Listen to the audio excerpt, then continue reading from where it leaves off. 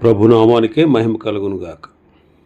కూడి వచ్చిన మీ అందరికీ, కర్మిల ఆత్మీయ సహవాస సంఘ విశ్వాసులందరికీ మన ప్రభువును ఆయన ప్రియ కుమారుడునైన యేసుక్రీస్తు వారి శ్రేష్టమైన నామలో శుభములు మరియు అందరికీ వందనాలండి. యెషయా గ్రంథం 28వ అధ్యాయాన్ని మనం ధ్యానం చేసుకుందాం. యెషయా గ్రంథం 28వ అధ్యాయం.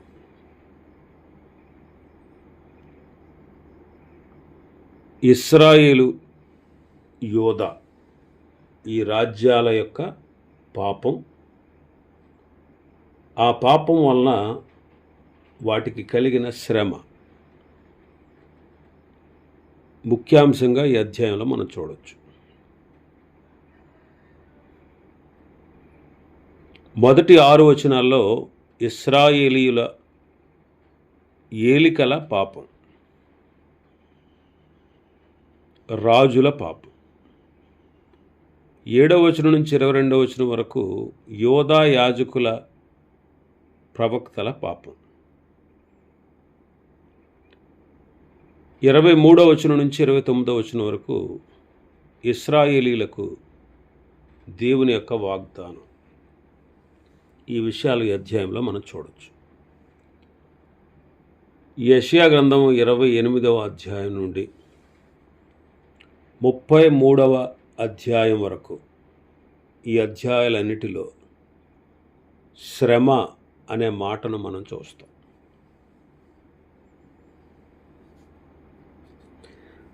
ఎఫ్రాయిం యొక్క నాశనం గురించి రాయబడింది.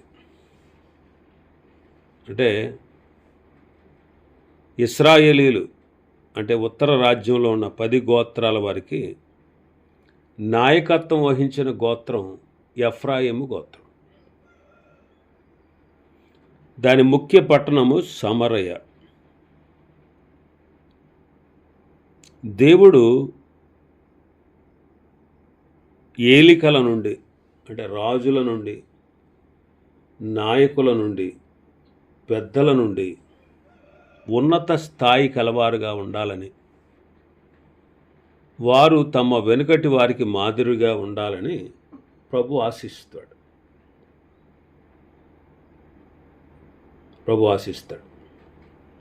మొదటి 6 వచనాలు మనం ధ్యానం చేద్దాం.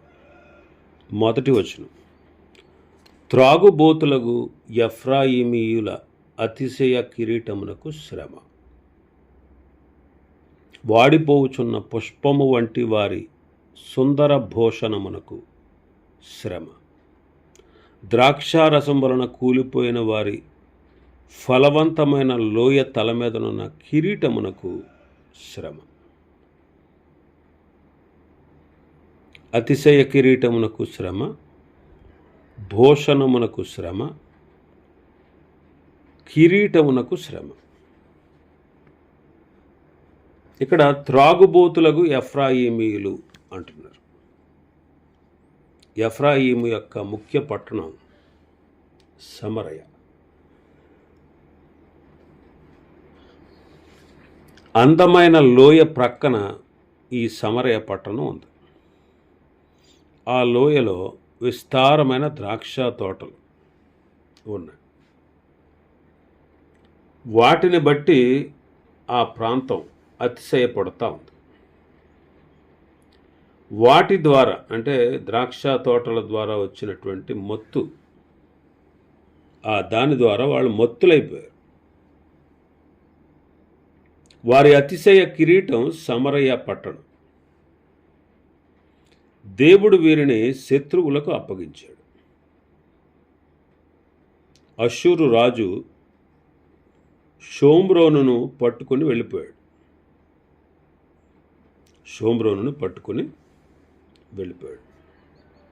యెషయా గ్రంథం 16వ అధ్యాయం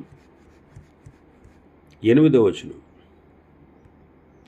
ఏలైనగా హెష్బోను పొలములు, సిబ్మా ద్రాక్షావలులు వాడిపోయాను.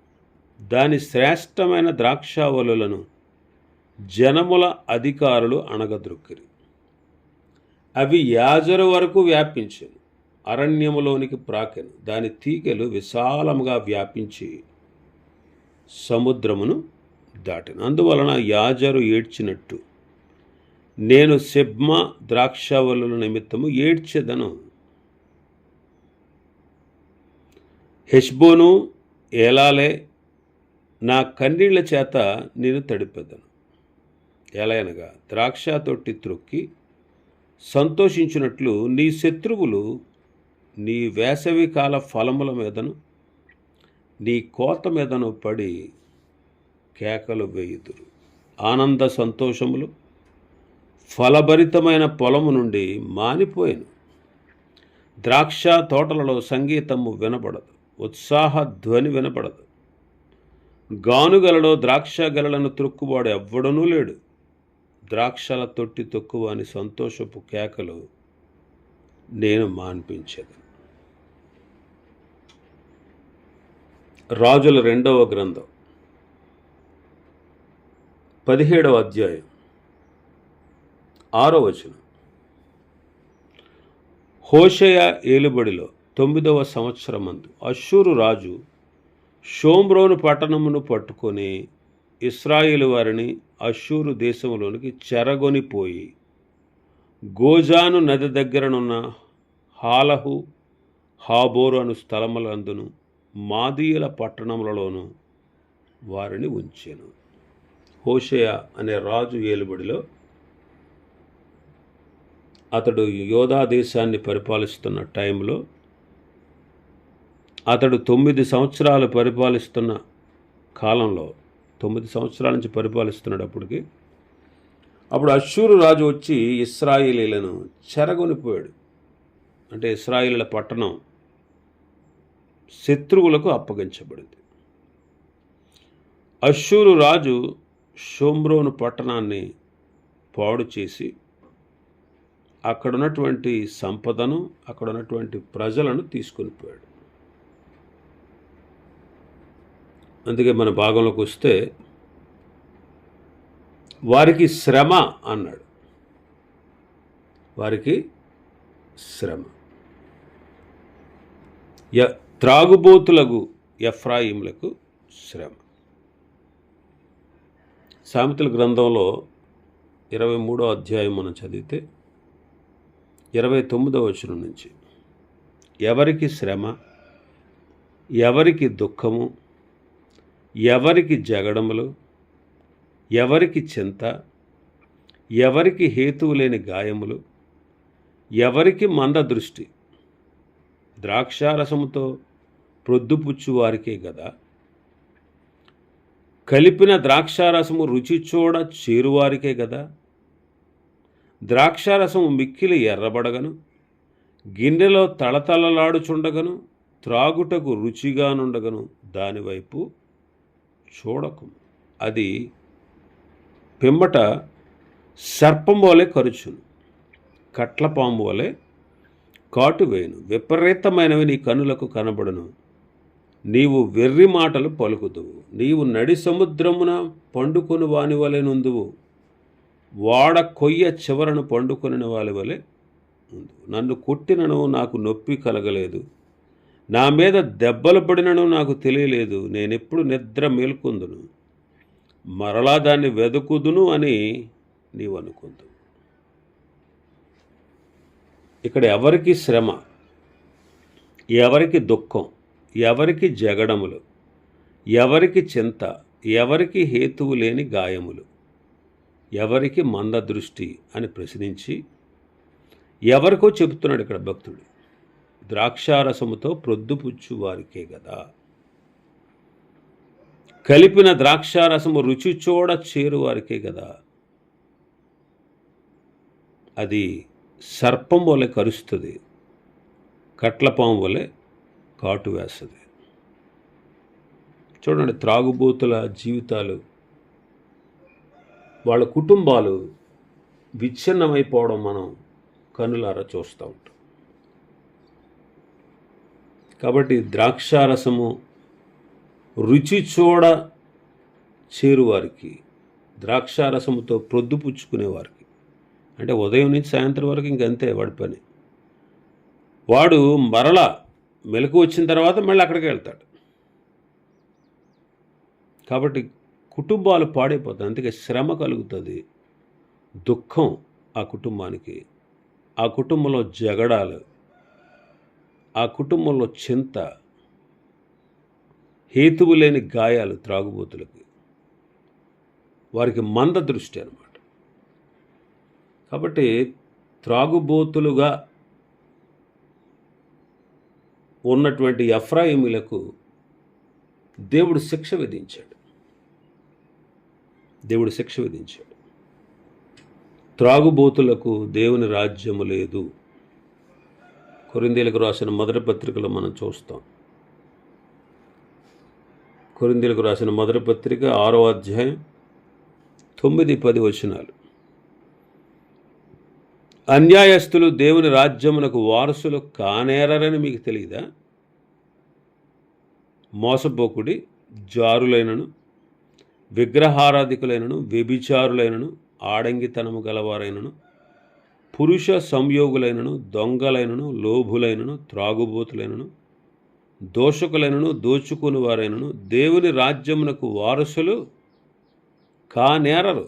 మీలో కొందరు అట్టివారై ఉంటిరి గాని ప్రభువైన యేసుక్రీస్తు నామమునను మన దేవుని ఆత్మయందును మీరు కడుగబడి పరిశుద్ధపరచబడిన వారే నీతిమంతులుగా తీర్చబడితిరి.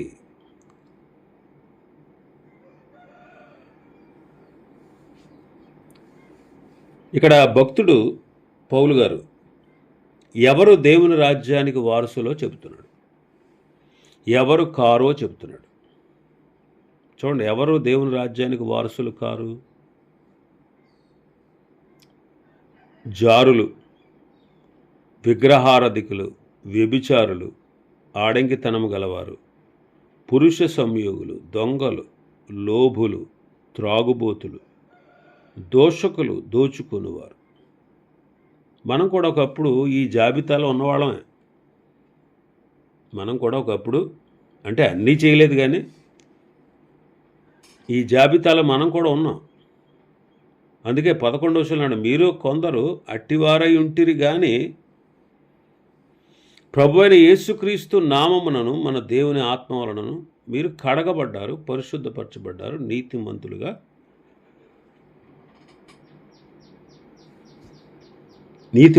తీర్చబడ్డారు. ఆ తర్వాత అంటాడు, అన్నిటి యందు నాకు స్వాతంత్ర్యము కలదు, కానీ అన్నీయు చేయదగినవి కావు. అందువల్ల నేను దేని చేత కూడా లోబరచబడను. కాబట్టి మనం చాలా జాగ్రత్తగా ఉండాలి. ఈ లక్షణాలు కలిగి ఉంటే మనం పరలోకానికి చేరలేం. పరలోకంలో కూడా ఇలాంటివన్నీ ఉంటే ఎలా కుదురుద్ది? కాబట్టి ఇలాంటి లక్షణాలు కలిగిన వారు దేవుని రాజ్య వారసులు కాదు. కాబట్టి మనం ఈ దుర్గుణాలన్నింటినీ విడిచిపెట్టవలసిన వారుగా ఉన్నాం. ఇంకా మనం చూస్తే 2వ వచనం, మన భాగంలో 2వ వచనం చూస్తే, ఆలకించుడి, బల పరాక్రమములు గలవాడొకడు ప్రభువునకు ఉన్నాడు. ప్రచండమైన వడగండ్లను, ప్రచండమైన జలముల ప్రవాహమును, ప్రచండమైన వరదయు కొట్టివేయునట్లు ఆయన తన బలము చేత పడద్రోయువాడు. పరాక్రమ గలవాడొకడు దేవునికి ఉన్నాడు, ప్రభువుకు ఉన్నాడు.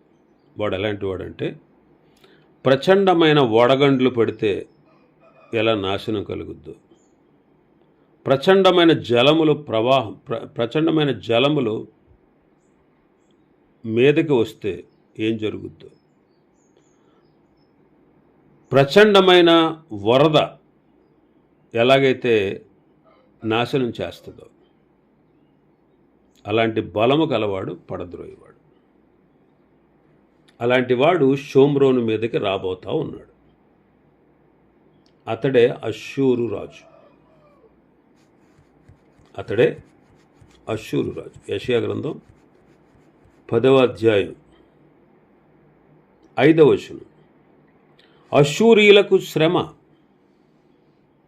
వారు నా కోపమునకు సాధనమైన దండము, నా దుడ్డుకర్ర, నా ఉగ్రత వారి చేతిలో ఉన్నది. అష్షూరీయులు వాళ్ళు దేవుని కోపమునకు సాధనం. ఆయన దండము, ఆయన దుడ్డుకర్ర, దేవుని ఉగ్రత వారి చేతిలో ఉన్నది అంటాడు. కాబట్టి బల పరాక్రమం గలవాడైనటువంటి అష్షూరు రాజు వచ్చి షోమ్రోనును నాశనం చేశాడు. షోమ్రోను నాశనం చేశాడు. ఇంకా మనం చూస్తే 3-4 వచనాలు. త్రాగుబోతులకు ఎఫ్రాయిముల అతిశయ కిరీటము కాళ్లతో త్రొక్కబడును. ఫలవంతములైన లోయ తల మీదనున్న వాడిపోవు పుష్పము వంటి దాని సుందర భూషణము వసంతకాలము రాకమునుపు పండిన మొదటి అంజూరపు పండు వలె అగును. దాన్ని కనుగొనివాడు దాన్ని చూడగానే అది వాని చేతిలో పడిన వెంటనే అది మృంగివేయబడును. షోమ్రోను వారు శత్రువుల చేత త్రొక్కబడతారు. పండు అంజూరపు పండు అంటే మొట్టమొదటిది అనమాట. అంటే ఫస్ట్లో వచ్చేది. ఇంకా పండ్లు పరిపక్వం కాలేదు, ఇంకా అంజూరపు పండ్లు రాలేదు. రాకముందు అరుదుగా దొరుకుతాయి, అరుదుగా ఉంటాయి. అంటే అన్ని చోట్ల ఉండవు, అందరికీ అందుబాటులోకి రావు. అలాంటప్పుడు ఒక పండు దొరికిందనుకోండి, ఆ వ్యక్తి ఏం చేస్తాడు? వెంటనే తినేస్తాడు. వాడి చేతిలో పడిన వెంటనే ఏం చేస్తాడు? మృంగేస్తాడు. అలాగ వాళ్ళు మృంగివేయబడతారు. షోమ్రోను వారు శత్రువుల చేత తొక్కబడతారు. పండు మృంగివేయబడినట్లు మృంగివేయబడతారు, త్రొక్కబడతారు. విలాపవాక్యములు 1వ అధ్యాయం 15వ వచనం. నేను చూచుచుండగా ప్రభువు బలాఢ్యులను అందరినీ కొట్టివేశాను. నా యవ్వనులను అణగద్రొక్కవలెనని ఆయన నా మీద నియామక కూటము కూడాను చాటించాను. యెహోవా కన్యక అయిన యోధా కుమారుని ద్రాక్షగానుగలో వేసి త్రొక్కి ఉన్నాడు. 7 ఏండ్ల శ్రమల కాలంలో కూడా అన్యజనులు ఇశ్రాయేలీలను శ్రమపరుస్తారు. మహాశ్రమల దినాల్లో అన్యులు యెరూషలేమును త్రొక్కబోతున్నారు.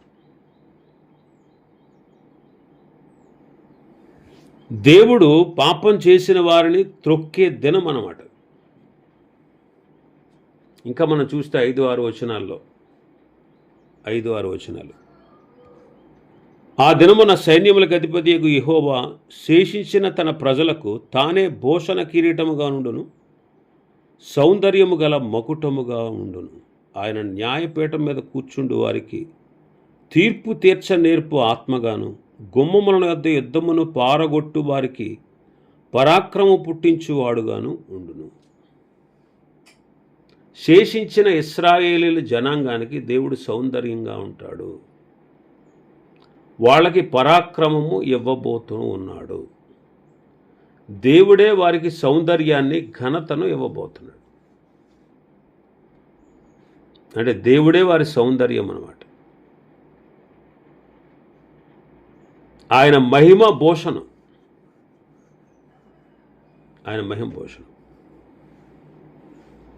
దేవుడే వారికి సౌందర్యాన్ని, ఘనతను ఇవ్వబోతున్నాడు. నిర్గమకాండం 22వ అధ్యాయం మనం చదివితే 28వ అధ్యాయం నిర్గమకాండం 28:2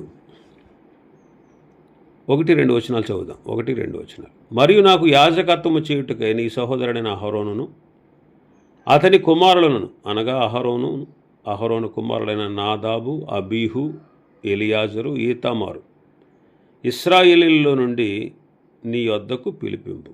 అతనికి అలంకారమును ఘనతయు కలుగునట్లు నీ సహోదరుడైన అహరోనునకు ప్రతిష్ఠిత వస్త్రములను కుట్టవలెను. అతనికి అలంకారమును ఘనతయు కలుగునట్లు అంట. అహరోను వస్త్రాలు అతనికి అలంకారమును ఘనతను ఇస్తాయి. అలాగే ప్రభువు ఇశ్రాయేలుల జనాంగాన్ని అంటే శేషించిన వారికి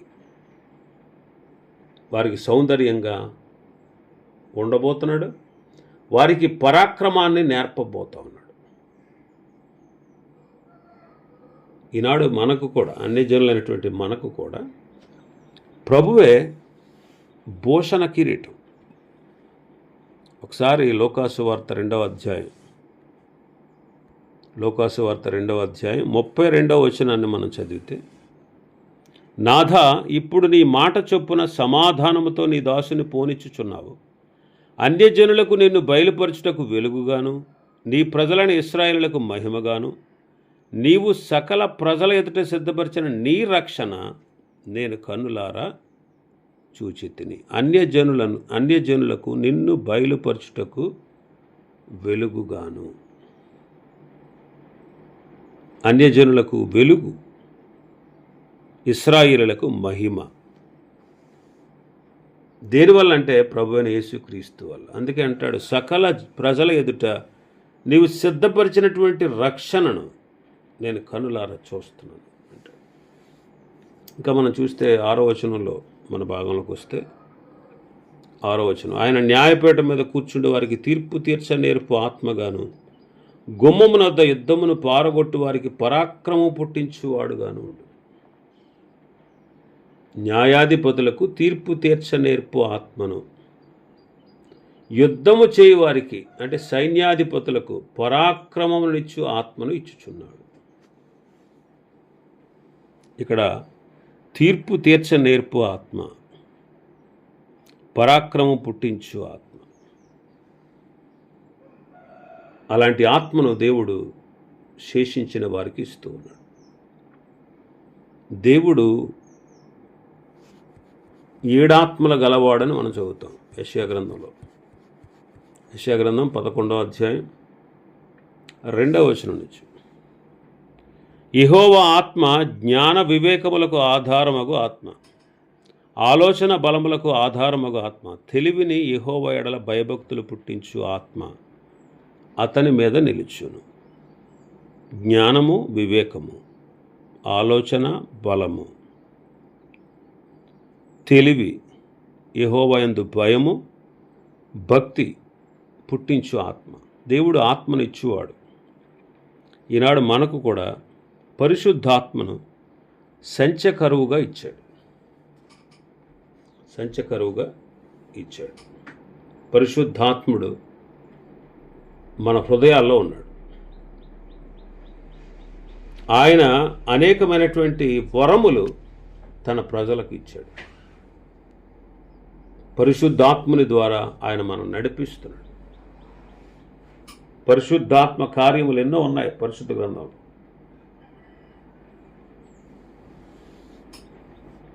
మనల్ని నడిపించు ఆత్మ, ఆలోచన చెప్పు ఆత్మ. పరిశుద్ధాత్మని గురించినటువంటి విషయాలు పరిశుద్ధ గ్రంథంలో ఎన్నో ఉన్నాయి. ఆయన మనకు సంచకరువుగా ఉన్నాడు. ప్రార్థన ఎలా చేయాలో నేర్పేవాడు ఆయనే, జ్ఞానం ఇచ్చేవాడు ఆయనే, వివేకాన్ని ఇచ్చేవాడు ఆయనే, తెలివినిచ్చేవాడు ఆయనే, దేవుని యందు భయమును, ఆయన యందు భక్తిని కలుగజేయవాడు ఆయనే మనల్ని నడిపిస్తాడు, విడిపిస్తాడు, సహాయం చేస్తాడు, సాక్ష్యం ఇస్తాడు, మన జీవితాలకు మేలు చేస్తాడు. అటువంటి పరిశుద్ధాత్మని నాడు దేవుడు మనకు కూడా ఇచ్చాడు. అందుకే పరిశుద్ధాత్ముడు ఆదరణకర్త, సర్వసత్యంలోనికి మనల్ని నడిపించువాడు. సత్యాన్ని ప్రభు నేర్పించారు, సత్యాన్ని గురించి సాక్ష్యం ఇచ్చారు. సర్వసత్యంలోనికి పరిశుద్ధాత్ముడు మనల్ని నడిపిస్తున్నాడు. కాబట్టి సర్వసత్యంలోకి మనం నడిపించబడాలంటే దేవుడు తన ఆత్మ ద్వారానే ఆ కార్యాన్ని చేస్తాడు. ఇంకా చాలా విషయాలు ఈ అధ్యాయంలో ఉన్నాయి. ప్రభు చిత్తమైతే రేపటి దినం మరికొన్ని విషయాలు ధ్యానం చేసుకుందాం. దేవుడి వర్తమాన వాక్యాన్ని మన వినికిడిలో ఆశీర్వదించునుగాక. ఆమేన్.